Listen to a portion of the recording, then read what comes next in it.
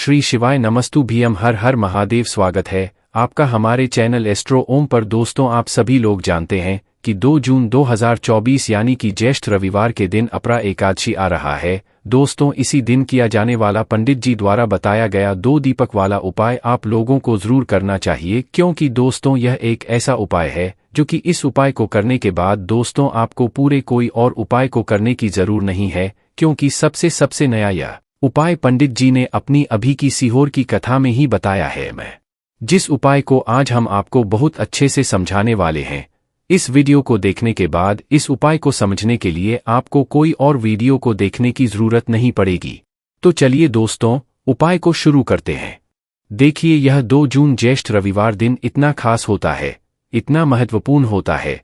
देखा है कभी कभी बड़े बड़े पूजा पाठ अनुष्ठान जो मनोकामना पूर्ण नहीं होते। 2 जून 2024 यानी कि रविवार अपरा एकादशी के दिन ज्येष्ठ अपरा एकादशी एक छोटे से उपाय करने से ही आपकी मनोकामना पूर्ण हो जाती है।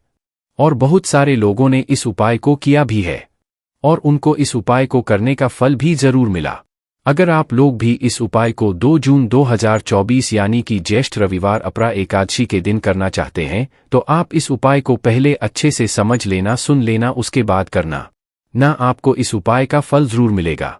देखिए, साल की सबसे बड़ी एकादशी की तिथि आ चुकी है, जिसे हम लोग अपरा एकादशी के नाम से जानते हैं। पूज्य गुरुजी ने कहा कि इस दिन भगवान विष्णु अपनी योग निद्रा से जागकर पुनः संसार के संचालन का कार्य शुरू करते हैं और हमारी सारी मनोकामनाएं परिपूर्ण करते हैं। गुरुजी के अनुसार अगर इस दिन हम लोग विशेष दीप दान करते हैं, लंबी रुई की दीपक का दान करते हैं या फिर गोल रुई की बत्ती के दीपक का दान करते हैं, तो हमारे जीवन में जो कर्ज है वह समाप्त होता है, धन धान्य प्राप्ति के नए नए मार्ग बनते हैं, धन आवक होती है, कहीं ना कहीं से हमें माता लक्ष्मी की अनन्य कृपा प्राप्त होती है, हमारे घर का सारा दुर्भाग्य समाप्त होता है और हमें सुख समृद्धि की प्राप्ति होती है। तो चलिए जानते हैं इन विशेष उपायों के बारे में, लेकिन उससे पहले एक प्रार्थना, अगर आप चैनल पर नए हैं तो कृपया चैनल सब्सक्राइब अवश्य कर ले। देखिए, ये एकादशी हम सभी के लिए बहुत मायने रखती है, क्योंकि ये साल की सबसे बड़ी एकादशी है। आप सभी जानते हैं कि ज्येष्ठ मास में दीप दान का बहुत ज्यादा महत्व होता है। यह दीप दान अगर हम लोग भगवान विष्णु के सामने करते हैं या माता लक्ष्मी के सामने करते हैं या फिर माता तुलसी के सामने करते हैं, तो हमारी ऐसी कोई मनोकामना नहीं जो भगवान की कृपा से परिपूर्ण नहीं की जा सकती।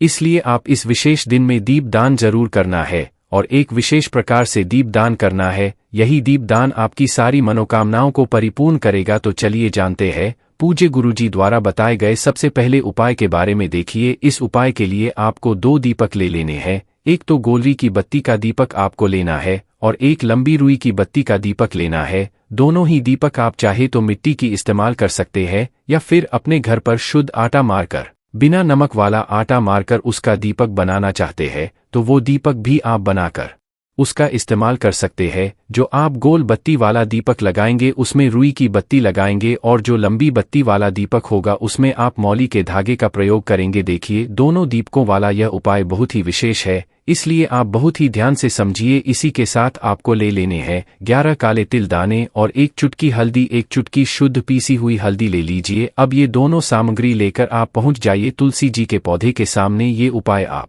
सूर्यास्त के बाद किसी भी समय कर सकते हैं। पूरे दिन ये एकादशी का शुभ मुहूर्त पर रहा है, इसलिए आप शाम के समय या रात में किसी भी समय इस उपाय को कर सकते हैं, लेकिन इस उपाय को जरूर करिएगा। देखिए, अब तुलसी जी के सामने पहुंचकर सबसे पहले आप जो गोल रुई की बत्ती वाला दीपक लेकर आए हैं उसे तुलसी जी के नीचे प्रज्वलित कर दीजिए और 11 बार इस मंत्र का स्मरण कर लीजिए। और जो आप 11 काले तिल के दाने लेकर आए हैं उसे इसी दीपक में डाल दीजिए। देखिए, काले तिल के दाने भगवान विष्णु के पसीने से उत्पन्न हुए हैं और जब भी हम यह दीपक ज्येष्ठ मास की अपरा एकादशी में प्रज्वलित करते हैं तो इससे हमारे कर्ज में हमें आराम मिलता है, हमारे जीवन में धन प्राप्ति के नए नए मार्ग बनते हैं, हमारा अगर भी कार्य रुका हुआ है तो वो भगवान विष्णु की कृपा से परिपूर्ण हो जाता है। क्योंकि यह गोल रुई की बत्ती का दीपक हम लोग भगवान विष्णु के ही निमित्त लगाते हैं। इसके बाद आप जो लंबी बाती वाला दीपक लिए हैं उसको अपने घर में जो पूजा स्थान है वहां पर जो माता लक्ष्मी की फोटो है या प्रतिमा है या जो कुछ भी है उसके सामने आपको प्रज्वलित कर देना है। देखिए, आपने अभी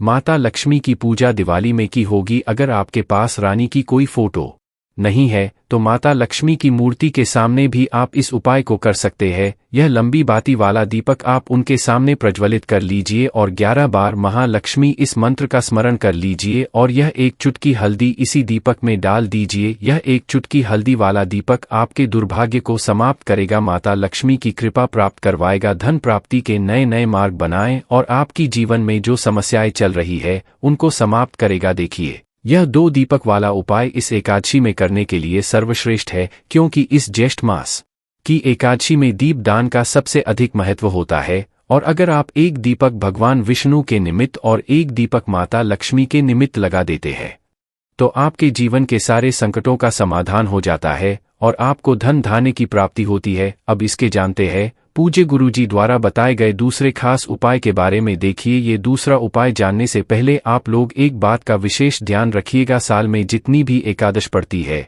उन एकादशी में आपको किसी भी एकादशी में किसी वृक्ष की ना ही कोई पत्ती तोड़नी होती है ना ही कोई लकड़ी तोड़नी होती है। आप इस बात का विशेष ध्यान रखिएगा, क्योंकि बहुत से ऐसे लोग होते हैं जो इस एकादशी के दिन किसी भी वृक्ष या फिर तुलसी जी की ही पत्ती तोड़ लेते हैं, तो यह आपके लिए पाप का कारण बनेगा। आपको किसी भी वृक्ष की कोई पत्ती नहीं तोड़नी है और साथ ही साथ इस एकादशी में एक कार्य और करना है। आप एक रोटी बना लीजिएगा और उस रोटी में एक टुकड़ा गुड़ का रख लीजिएगा और साथ ही साथ 11 काले तिल के दाने रख लीजिएगा। देखिए, काले तिल के दाने और गुड़ भगवान विष्णु को बहुत ही प्रिय होते हैं, इसलिए ये एक रोटी किसी भी लाल रंग की गाय माता को, और अगर लाल रंग की गाय माता नहीं है तो किसी भी रंग की गाय माता को आप खिला सकते हैं। आप सभी जानते हैं कि गाय माता में 33 कोटि देवता विराजमान होते हैं और इस एकादशी में अगर हम किन्हीं भी गाय माता को ये एक रोटी समर्पित करते हैं, यानी ये एक रोटी खिलाते हैं, तो ये सीधे 33 कोटि देवताओं को प्राप्त होती है, सीधे भगवान विष्णु को प्राप्त होती है। भगवान विष्णु बहुत अधिक प्रसन्न होते हैं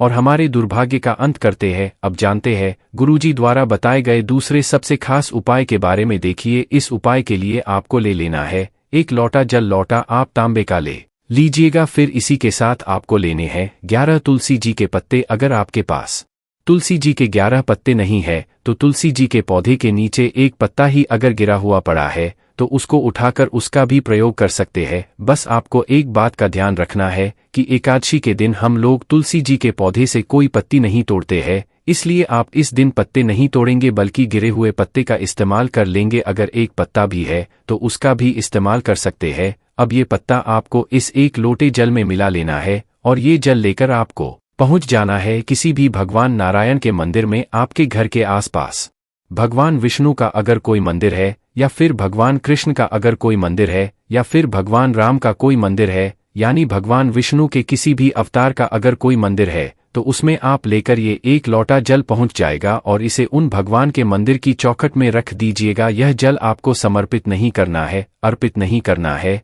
सिर्फ और सिर्फ उस मंदिर की चौखट में रख दीजिएगा और 11 बार ओम नमो भगवते वासुदेवाय इस मंत्र का स्मरण करते हुए आपकी जो भी मनोकामना हो, चाहे धन प्राप्ति से संबंधित हो या फिर आप अपने बिजनेस में तरक्की प्राप्त करना चाहते हैं या फिर आप बहुत समय से मेहनत कर रहे हैं, प्रयास कर रहे हैं लेकिन नौकरी नहीं प्राप्त कर पा रहे हैं, या फिर आप अपने विवाह के लिए ये उपाय कर रहे हैं या फिर आप अपने घर के लिए ये उपाय कर रहे हैं, किसी भी प्रकार की आपकी मनोकामना है तो उस मनोकामना को पूर्ण करने के लिए भगवान विष्णु से प्रार्थना कर लीजिए। फिर यह 1 लोटा जल ले जाकर आपको पहुंच जाना है किसी भी पीपल के वृक्ष के नीचे या फिर केले के वृक्ष के नीचे या फिर शमी के वृक्ष के नीचे और या फिर आंवले के वृक्ष के नीचे। इन चारों वृक्ष में से जो भी वृक्ष आपके घर के आसपास हो, देखिए सबसे उत्तम होगा अगर आपके घर के आसपास आंवले का वृक्ष हो या फिर केले का वृक्ष हो, क्योंकि एकादशी के दिन इन दोनों वृक्षों में भगवान विष्णु का वास होता है और साथ ही पीपल के वृक्ष में भी वास होता है।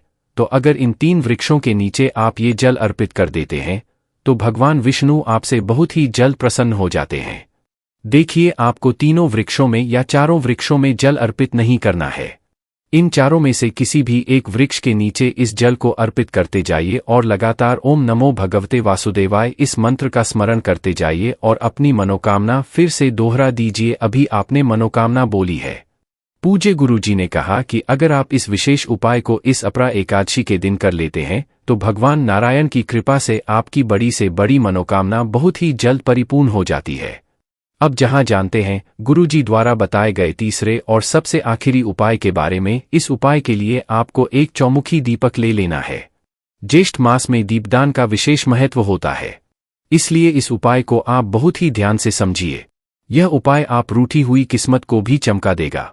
देखिए, एक चौमुखी दीपक ले लीजिएगा। दीपक आप चाहे तो मिट्टी का इस्तेमाल कर सकते हैं या फिर आटे का बनाना चाहे तो आटे का भी दीपक आप बना सकते हैं। साथ ही साथ आपको लेना है थोड़े से काले तिल और एक चुटकी हल्दी। अब यह सारी सामग्री लेकर आपको पहुंच जाना है तुलसी जी के पौधे के सामने। देखिए, इस उपाय को भी आप शाम को सूर्यास्त के बाद किसी भी समय कर सकते हैं। तुलसी जी के नीचे पहुंचकर आपको यह चौमुखी दीपक वहीं पर प्रज्वलित कर लेना है और कम से कम 11 बार इस मंत्र का स्मरण कर लेना है। फिर उसके बाद आप जो 11 काले तिल के दाने लेकर आए हैं वो डाल दीजिए और एक चुटकी हल्दी जो आप लेकर आए हैं वो डाल दीजिए। पूज्य गुरु जी के अनुसार इस प्रकार से अगर आप इस विशेष उपाय को एकादशी में करते हैं तो आपको एक साथ भगवान विष्णु की कृपा होती है, माता लक्ष्मी की कृपा प्राप्त होती है तथा साथ ही साथ माता तुलसी की भी कृपा प्राप्त हो जाती है। यह उपाय आपके लिए सबसे उत्तम रहेगा अगर आप दीपदान करना चाहते हैं। देखिए, पहला उपाय भी दीपदान के बारे में बताया गया था और यह उपाय भी दीपदान के बारे में बताया गया है, तो इन दोनों उपायों में से किसी भी एक उपाय को आप कर लीजिएगा, आपकी सोई हुई किस्मत भी चमक जाएगी। गुरुजी ने स्वयं यह बात कही है। बाकी दोस्तों, इस उपाय को करने में अगर आपको कोई भी दिक्कत समस्या आती है तो कमेंट करके पूछ सकते हैं। श्री शिवाय नमस्तु भीयम। हर हर महादेव।